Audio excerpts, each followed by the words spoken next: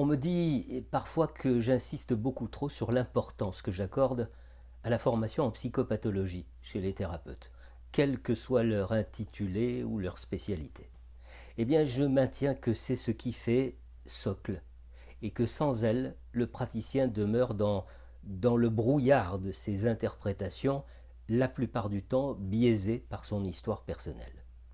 Seulement, n'allez pas croire que la psychopatho équivaut à un dictionnaire des pathologies que l'on pourrait ingurgiter une fois pour toutes et qui éclairerait chaque première séance avec un nouveau patient lorsque celui-ci dépose sa plainte. La psychopatho, c'est une voie d'accès. C'est ce qui ouvre la voie à la compréhension de quelque chose qui, au premier abord, n'est pas forcément clair. Ainsi, on peut être thérapeute depuis de nombreuses années et ne jamais avoir été confronté à des symptômes étranges.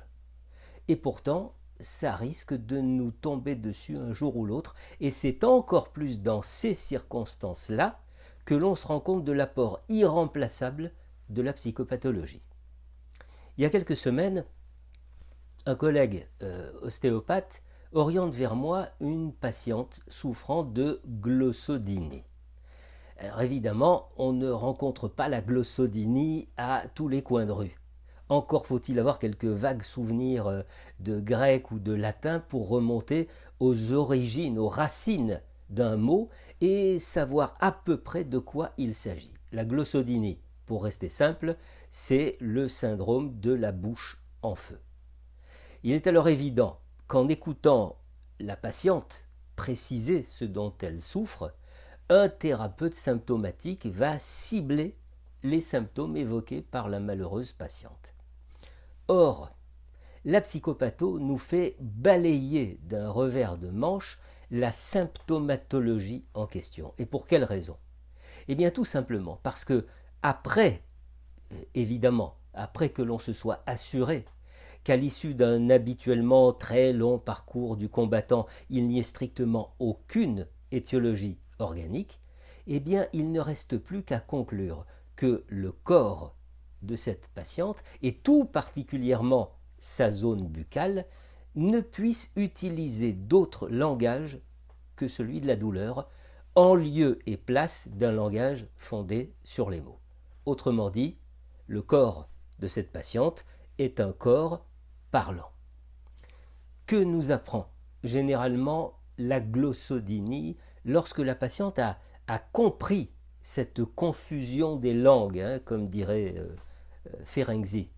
Évidemment que les sensations douloureuses sont bien réelles, évidemment qu'elles deviennent parfois très invalidantes pour les patients, et évidemment qu'en l'absence d'une étiologie organique, les patients peuvent avoir l'impression que la réalité de leurs symptômes n'est pas véritablement reconnue.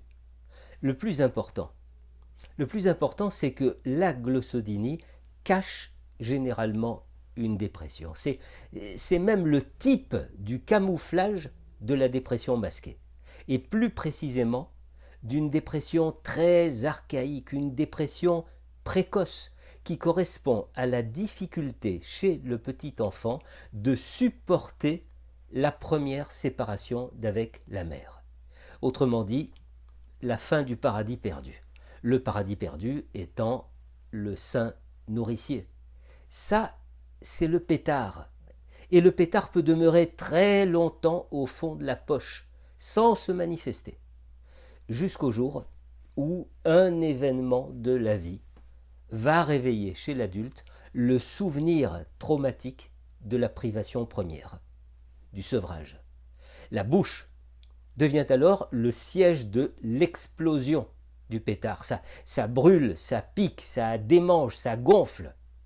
Si vous avez lu Le Moi Peau de Didier Anzieux, vous comprenez sans doute mieux ce qui se passe. Le psychique parle par la zone buccale, spécifiquement la zone buccale, qui raconte une histoire propre à cette zone-là du corps, et pas une autre. C'est la zone concernée par le traumatisme précoce, vécu évidemment par chaque sujet d'une façon singulière et pas forcément traumatique. On note alors dans l'anamnèse que les traitements médicamenteux n'ont pas d'effet, ou si peu, que la patiente est presque devenue une errante thérapeutique à force d'être allée chercher une solution chez tant et tant de praticiens de toute obédience.